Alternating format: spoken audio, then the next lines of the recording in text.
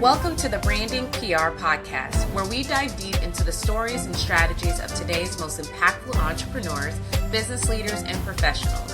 Whether you're building your brand, scaling your business, or just looking for inspiration, you're in the right place. Okay, what's up? What's up? Welcome back to the Branding PR Podcast. I am your host, Brandy Sims, and as you can hear in my voice, I have like a little bit of a snap, crackle, pop, but please bear with me. This is my first episode in a while without a guest, and this week, I wanted to switch it up, and I'll definitely be more intentional, weeks ahead to make sure that, I have at least some time where I just pop up and just talk about things that are trending and happening. That's really just interesting, right? And so this week, for those of you that are subscribers to HBO Max, I know you were watching the season finale of White Lotus, which, by the way, like I'm only now recently actually getting tuned into it, and I'm obsessed. I've started watching it probably in the last couple months, and I've just been really like in awe of the storytelling, the visuals. Oh my gosh, it is amazing. And I wanted to talk about it this week because obviously the season finale is happening. But there was one thing that I noticed throughout the series, that there's a PR conversation in here. And it's probably just me. I know, I'll admit it. It's probably just me, thinking in PR 24/7. But no, I do think that there are some true communications and really PR lessons that can be learned from this show. And so I want to talk about all the buzz, especially the cultural buzz that this show has been having, especially with the season finale of season 3 this week, and really get into just what I've seen, what I've observed, and just talk about it from a real I guess, PR perspective, right? And something that can apply to businesses now and to individuals that are dealing with it, whether you're a PR professional or you're just a business owner that's handling your own crisis in between. Let's talk about it in that aspect. And that's what I want to talk about today. So obviously, for those that have not seen the season finale, no major spoilers, okay? I'm not going to give you any, but if you know, okay? But the main thing, like I said, is I want to talk about just how you have this incredible, Lux drama, right? Lux drama, where it can actually teach us something and really teach us about brand storytelling, crisis PR, and the illusion, right, of control in situations and circumstances. So that's what we want. I want to kick it off and just get right into it. So one of the first things that I really kind of captured in watching this entire series front to back is crisis management. Oh my gosh. And really crisis management and how reputation meltdowns can happen even in paradise. If you watch the show, you know that, the perception of the show and right, the showcase itself is very much centered around a very, very glamorous, very luxe lifestyle. This is people that can afford to go on this type of excursion, resort, and typically have some kind of weight in their industry, their respective industries. And you can see very quickly as you're watching the show that even the most glamorous brands can have their own set of chaos. And it's usually bubbling within it, right? You don't see it, but you as you watch the show and you get the behind the scenes, you can see that that chaos is still bubbling underneath. So there's still a lot of drama. It's just not is available, and it's something that people can see. That's one of the really interesting things about the show is it has, and it's set upon this beautiful, beautiful background. Each season is a new location. First one was Hawaii. The second one, oh my gosh, it's gonna get out of my mind because right now I'm so into season finale in Thailand. And yeah, now I don't know why. And of course, because I say it, now I'm gonna forget it. But it's set on the backdrop of some beautiful, beautiful areas. And there is some cultural tie into it too. So each of the characters are dealing with something that you can't escape from, right? Like just because you go on vacation, you don't get to escape from your problems and your issues. And those problems and those issues come with them on these vacations. So, for example, with season 3, all of the characters, you quickly kind of pick up and observe that, okay, they've got their own set of issues and things that are going on that are very impactful to their livelihood, to the personalities that are somewhat problematic. I can say that, somewhat problematic, but you see that they make, I would say, significant efforts to try to hide their personal scandals. So, for like example, with the Ratliff family, right? And no spoilers, I won't give you all the tea, but what's available in the trailer, you can see this. So, the Ratliff patriarch, right? It's a family that's going obviously on vacation to the White Lotus in Thailand. He's almost immediately met with his own personal and professional crisis as his company is being investigated for embezzlement. So throughout the episodes, you see Timothy is his name. See, I remember that one.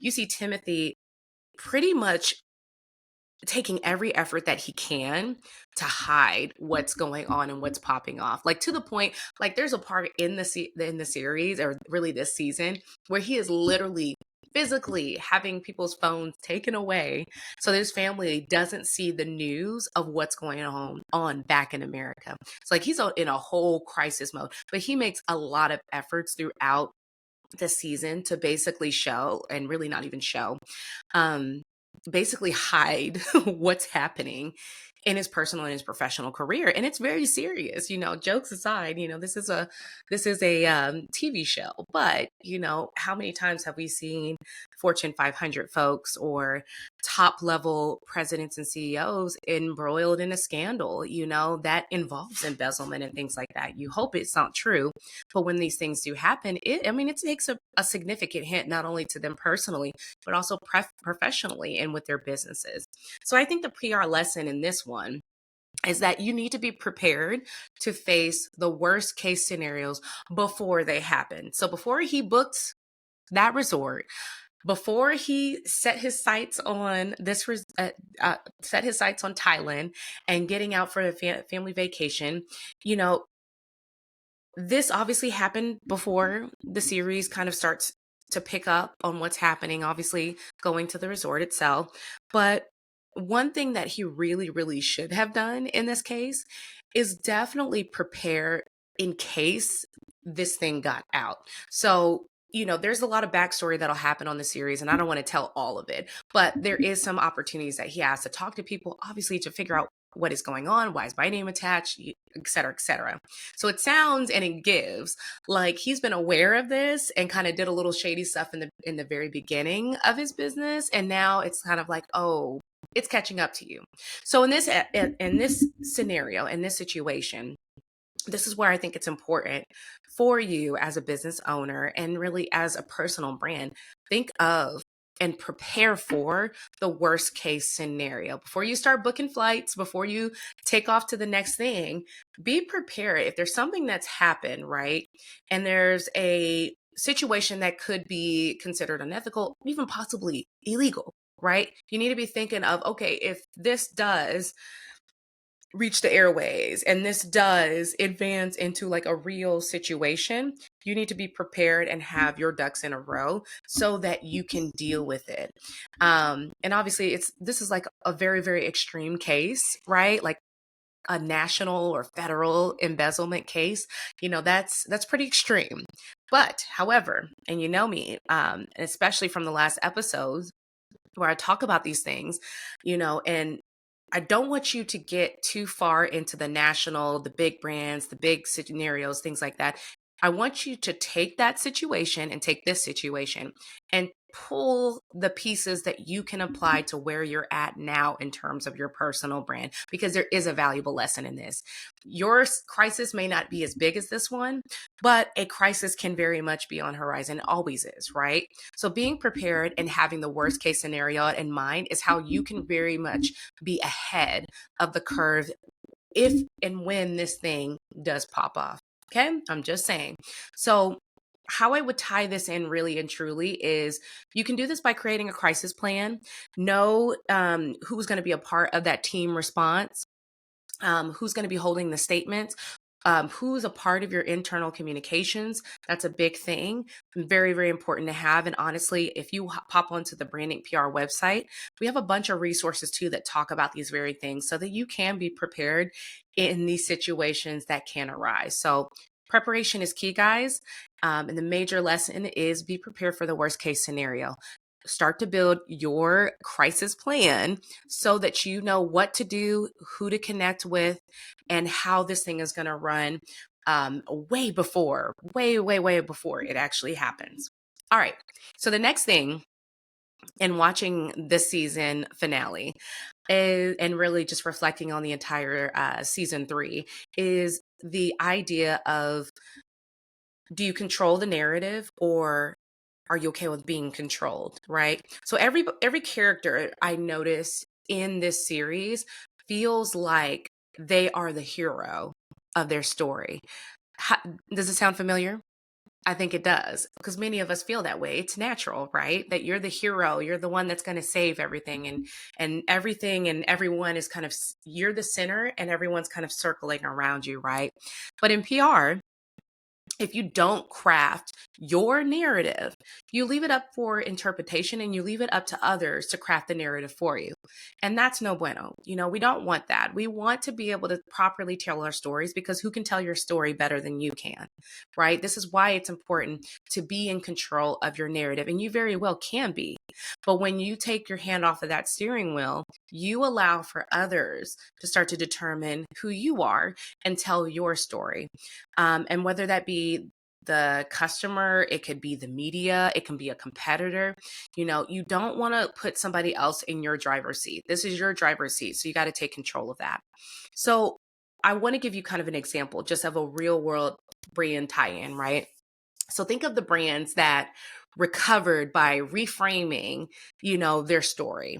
So like, for example, oh my gosh, Netflix, when they had to pivot after password sharing backlash. And if, for those of you that aren't unfamiliar and don't remember that, you know, Netflix, you know, people were pissed that Netflix decided to, at one point, try to charge every time, I believe, and I kind of loosely, because this was a couple of years ago, but they tried to charge every time you shared your password to someone else.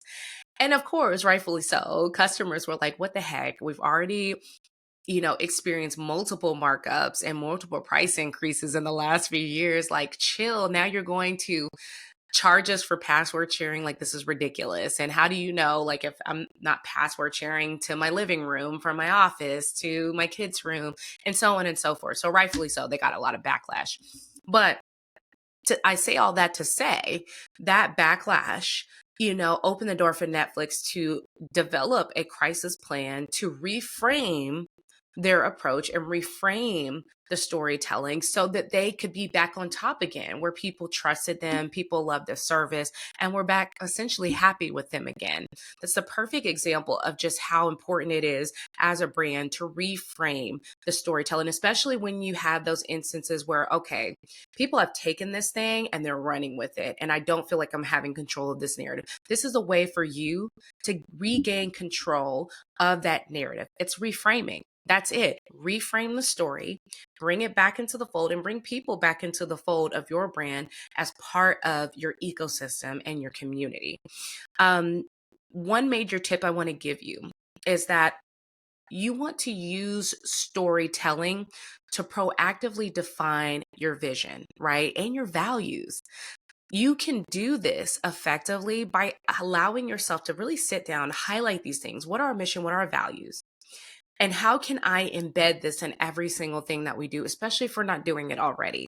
You know, when you're doing this proactively and intentionally, you can gain the attention and the respect from the customers, the audience that you have, that you so desire. You know, use storytelling to really truly be proactive and define what your mission and your values is. Everything flows from the mission. If you don't have a mission, it's time to sit down and we got to have a conversation, right? Sit down and really brainstorm and really talk about it. What are the mission and values of your brand? From there, this is your foundation. Everything else is going to flow much more consistently and more effectively from it when you've clearly define what your mission and your values are. Okay, so next thing, cultural competency.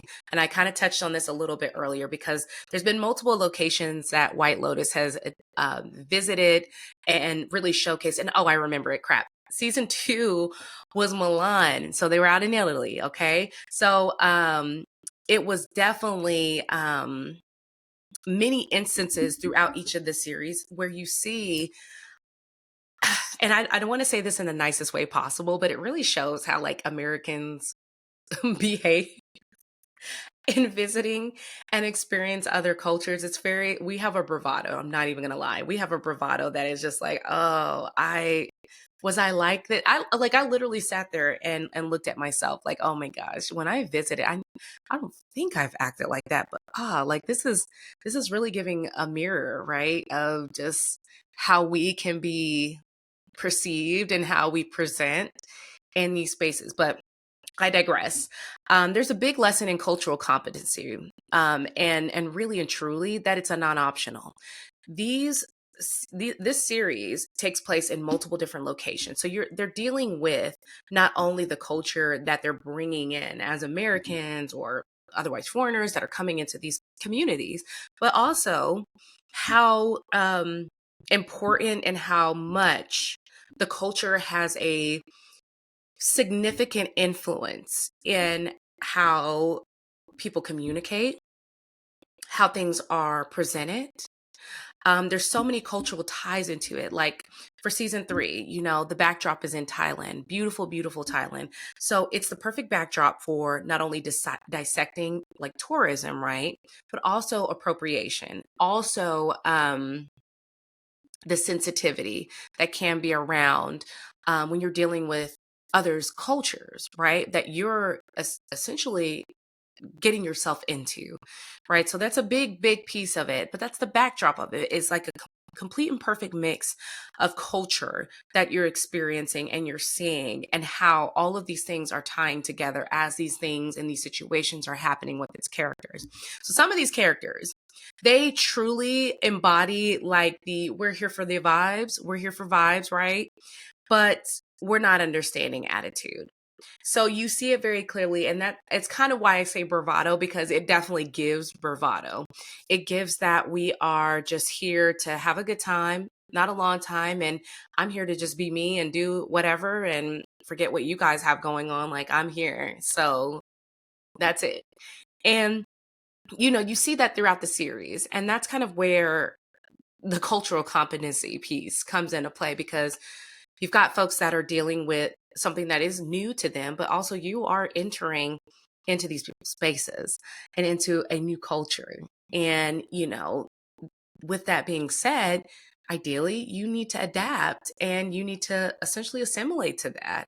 And you don't see that happen very often in the series, and it's very apparent and evident.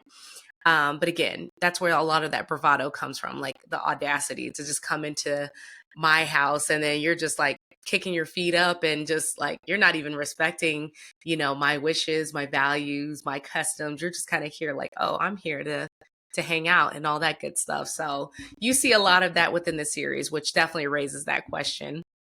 So what is the pure lesson in all of this? I think that brands must do more than just aesthetic appreciation or appropriation, right?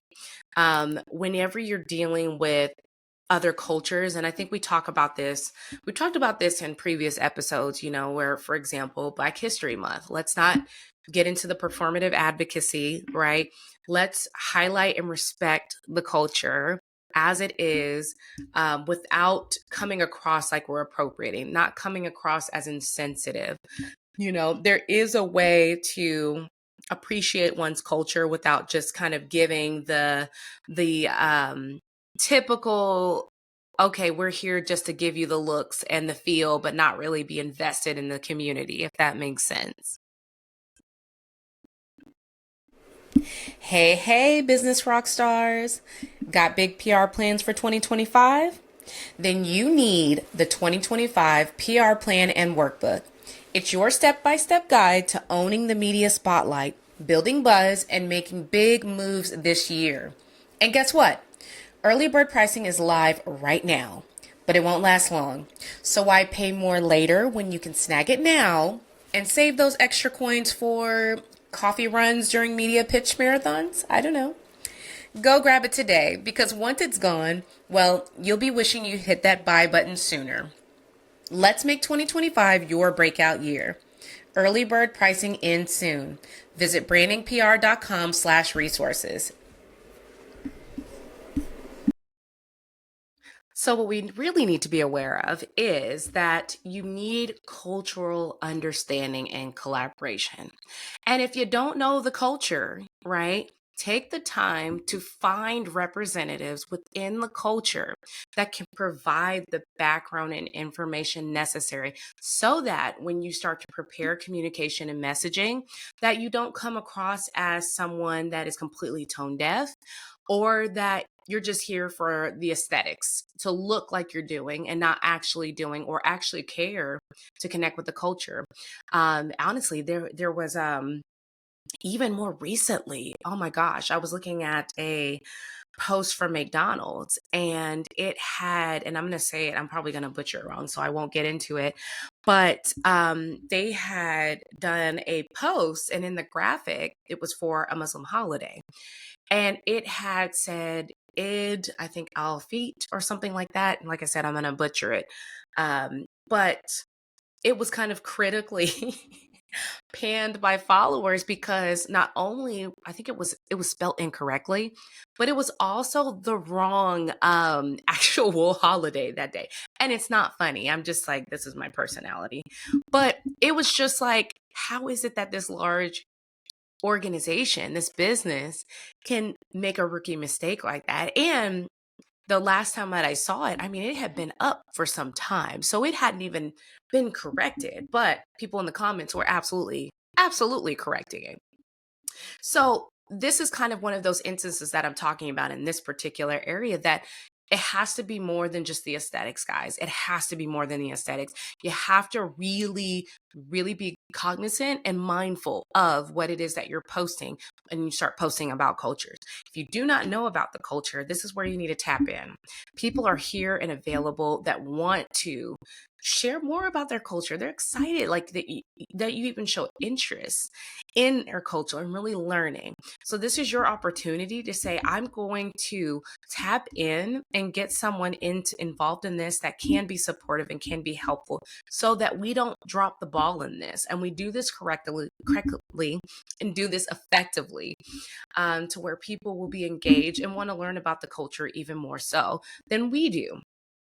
So I would say, to tie all of this in, definitely vet your campaigns. Please vet your campaigns before you start sharing things like this that are tied to another's culture. Make sure that you're vetting to ensure that there is that local context. This is how you bring in folks. Hire a cultural consultant from the industry where necessary so that you can get the information you need and do this effectively. All right, so I want to talk about influencer image versus real identity because you see a lot of that within the show. And shout out to that character who's totally giving influencer energy. I'm not going to say who it is, but if you know, you know, again. So on the surface, it feels very polished. They feel very polished. They feel very aspirational. Oh my gosh, thank you so much for watching my show. The whole thing. But the real story, it's the complexity and even deception to some degree, right? There's this idea of I'm putting on a show for you. But once the doors close and the cameras go off, I'm giving you the real. And the real is much more complex. The real is actually a little bit more narcissistic and a little bit more deceptive. So, what is the PR angle in this? Vet your influencer, right? You need to vet your influencer partnerships very, very carefully. And here's why. If you have an individual that puts on a perception that they are one way, right? And then we get behind the scenes footage and it's a completely different thing, it can be detrimental to your brand if you consider partnering with them. And it's largely because if you put the stamp on their brand, it's essentially co-signing the behavior. right? So this is why it's so important to really, really, truly vet your influencers thoroughly. Make sure that they align not only with your mission and values, but with your brand as well, that they understand the consequences, they understand the feel and look that this needs to have so that it's all consistent. When you start partnering with influencers that you haven't vetted, you leave it up for interpretation, but you also leave it up for backlash and a potential crisis situation that can be detrimental again for you. We don't want that. So my tip for you is always to go beyond the follower count. It's not enough to just have a bunch of followers. Look at the pages, look at the engagement, look what they're sharing, both, what we see, but also look at other platforms that they may be posting. Look at other areas where they're sharing about themselves and make sure that they are properly vetted so that, it ensures that consistency and the image that you're looking for. All right. So lastly on this, I want to talk about power, privilege, and perception. So the White Lotus is always playing with the dynamics of class. You see that a lot, and also the consequences of it, right?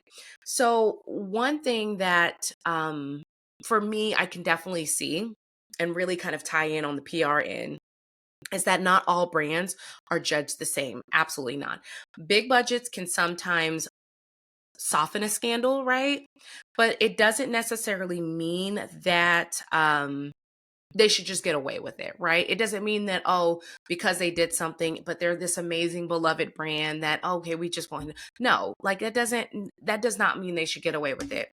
You should be held to the same standard, whether you're a small business or a large one. You should be, right? But unfortunately, there is that reality that not all brands are judged the same. And so that's where I feel like with the class dynamics that are observed throughout the series, you really see a lot of that and you tie a lot of that into business and how where business owners are treated and businesses and brands are treated depending on what scale and level they're in. And it shouldn't be that way. Honestly, it shouldn't. It shouldn't be that because you have more money or you have more of a budget that you can just get away with things. And I definitely don't want to imply or set any type of standard that because you have the budget that you'll get away with it. You may get away with it one time, possibly every time. But because again, I always speak about crisis is always on the horizon. There is that potential that you can be taken down too. Nobody is immune from this. It's just a matter of when that clock is going to strike for you. So definitely, throughout the series, you see so much of the power dynamics, how privilege plays a major role in even the impact of consequences. And it does make a big difference. So my pointer in this one, and really my tip, is the importance and really of being authentic, and authentic in terms of accountability. Authentic accountability is more powerful than empty apologies, right? No matter your platform size, period, full stop. Authentic accountability is where you really genuinely show up as who you are, but you take accountable, or you are accountable to the decisions that you make as an organization, as a brand. That's something that people can understand and they can honestly relate to it. When you act like you're just so above and, oh, well, we'll post something negative or we'll post something incorrect and we're just never going to respond to it, it does kind of show off the dynamics there of the power and privilege that you're so far above that you don't think you can be corrected. Those types of situations can essentially, for me, the best way I can describe it is it's like little breadcrumbs. It's little breadcrumbs that you create. It's little clicks on a ticking time bomb that eventually you're going to run out of that time. And you're only going to get so many passes because you're the big guy, right? You're the big budget, big brand. Eventually, people are not going to be happy with that. And eventually, people are going to express that to you, and that's where backlash and a crisis calm situations occur. So definitely my pointer is always show up authentically, always show up with authentic accountability, and this will allow you to really build the trust and the credibility that your audience deserves from you and they want to see. So yeah, But last thing, I know that was the last thing, but I got a little bonus. If, and really what if, White Lotus had a publicist, right? So how would a PR pro handle a situation like this? For me, I would say, oh goodness gracious, I would put a statement together and it would definitely tie into social listening. So, what social listening audit would reveal, how we'd coach the resort GM for a press conference, especially how the series finale ended. I would definitely be looking at social listening, and I'll also be looking to create talking points, definitely a press conference. Oh my gosh. It's so necessary. And honestly, every series or every season, it ends with some dramatic event. So I would 100% go to my default of a press conference. We definitely need a press conference, but we also need some talking points because I think some of these GMs and leadership and staff really need some help with media training. So I would definitely do those things to help support them while all of this crazy chaos is happening behind the scenes. And then, of course, it's a great opportunity to show off the brand voice and some humor. So there's that. All right. So, yeah, just to wrap everything up, real life may not be as dramatic as the White Lotus, but your brand's reputation is just as fragile, guys. So I want to invite you all to really think about this as I close is what's your brand story and who's telling it? There's an importance to and relevance to asking yourself the question, do you want to control the narrative or be controlled? And it's as simple as that. You have to really hone in on this and really observe and reflect on how, if you say that you are in control of the narrative, how are you doing that? Are you being very clear in your communication? Are you constantly sharing? Are you setting up these conversations, or are you just letting others kind of guide the conversation, like somebody in the comments sharing something and then that's kind of what goes viral, or someone sharing their experience with you and you're just letting that narrative kind of guide what your mission and your values represent in overall storytelling? So what's your brand story and who's telling it? And be very honest with yourself. So I definitely want to encourage you all, if you love this episode, please give us a rating, a review, always appreciate it. And definitely, I will see you guys in this next week. We've got some really great conversations coming up. I'll be speaking with an event promoter who has worked with the likes of Wiz Khalifa. Hello. So definitely looking forward to this conversation and you all being able to hear just some incredible insights he had into event promotion as well as marketing and working with celebrities on the greater scale of the entertainment industry. So, all right. Well, it's been wonderful as always, and stay tuned. Check us out next week. And don't forget to check out the Branding PR podcast. See you guys next time.